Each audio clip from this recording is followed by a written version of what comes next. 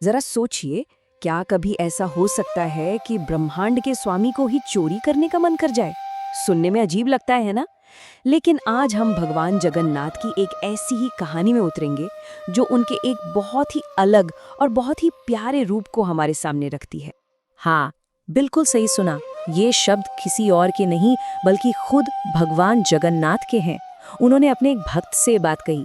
लेकिन सवाल ये है कि आखिर ऐसी क्या बात हो गई कि जगत के पालनहार को ही चोरी करने की इच्छा हो गई? चलिए इस दिलचस्प किस्से की तह तक चलते हैं।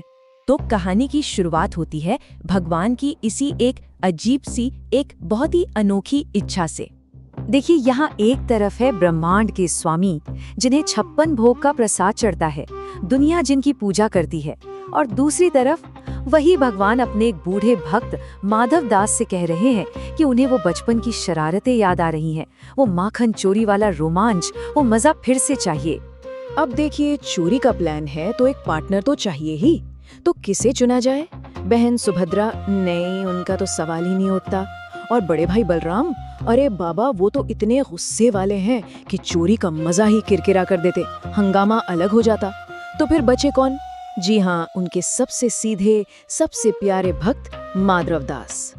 तो टीम तो तैयार हो गई है और अब मिशन है द ग्रेट कटहल हाइस्ट। माधव दास ने भोलेपन से कहा, प्रभु आप कहते तो मैं राजा से ही कटहल मंगवा देता हूँ। इस पर भगवान हंसकर बोले, नहीं माधव, जो मजा चोरी के फल में है वो मंगवाए हुए फल में कहाँ? चोरी का फल तो दोगुना मीठा लगता है। तो तय हो गया, निशाना होगा राजा का शाही बगीचा।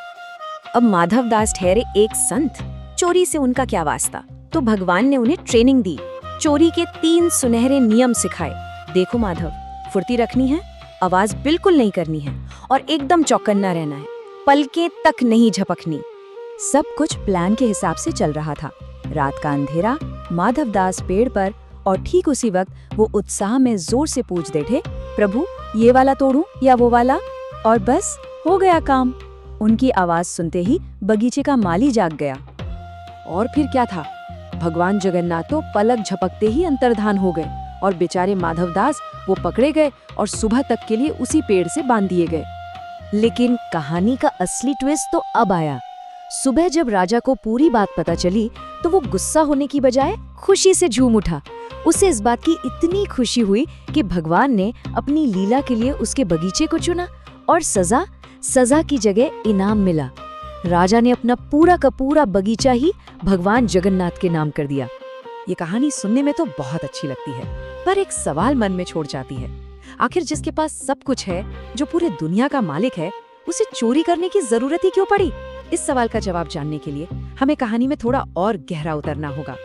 तो चलिए अब इस दिव्य लीला के पीछे छिपे गहरे रहस्य को समझने की कोशिश करते हैं। भगवान जगन्नाथ के इस शरारती और मानवीय स्वभाव का राज असल में उनकी उत्पत्ति की कहानी में छिपा है। एक कहानी जो महाभारत युद्ध के खत्म होने के बाद शुरू होती है। तो हुआ यूं कि जब श्री कृष्ण ने देह त्यागी तो उनके शरीर का तो अंतिम संस्कार हो गया, पर उनका हृदय वो अग्नि में भी सुरक्षित रहा। उसे एक लट्ठे में रखकर समुद्र में बहा दिया गया। वो लट्ठा बहते बहते ओडिशा के तट पर पहुंचा, जहां एक आदिवासी मुखिया विश्ववसु ने उसे नील माधव के रूप में पूजा। बाद में राजा इंद्रद्युम्न को जब ये पता चला तो उन्होंने उस दिव्य अविशेष को हासिल किया। तब स्वयं विश्वकर्मा एक बूढ़े बड़ई के रूप में आए और उन्होंने मूर्तियां बनाने का काम शुरू किया। शर्त ये थी कि जब तक काम पूरा न हो जाए कोई दरवाजा नहीं खोलेगा। लेकिन 15 दिन बाद ही राजा ने बेचैन होकर दरवाजा खोल दिया और विश्वकर्मा गायब हो गए और पीछे छोड़ गए भगवान का ये अधूरा लेकिन दिव्य स्वरूप। तो अब आप सोच रहे होंगे कि इस अधूरी मूर्ति का उस कटहल की चोरी से क्या संबंध है? चलिए इन दोनों कहानियों को जोड़ते हैं। ये जो ब्रह्म पदार्थ है, ये असल में भगवान कृष्ण का वही दिव्य हृदय है।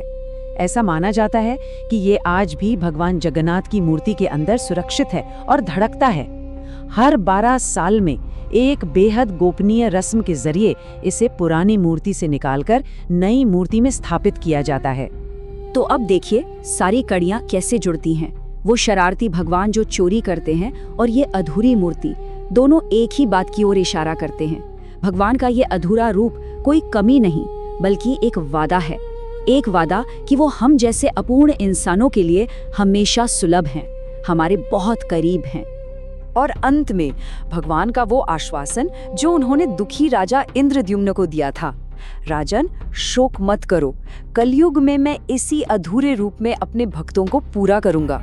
शायद यही भगवान जगन्नाथ की सबसे खूबसूरत बात है, एक ऐसा ईश्वर जो इतना मानवीय है, इतना अपना सा है कि वो हमारी तरह अपूर्ण दिखने से भी नहीं घबराता।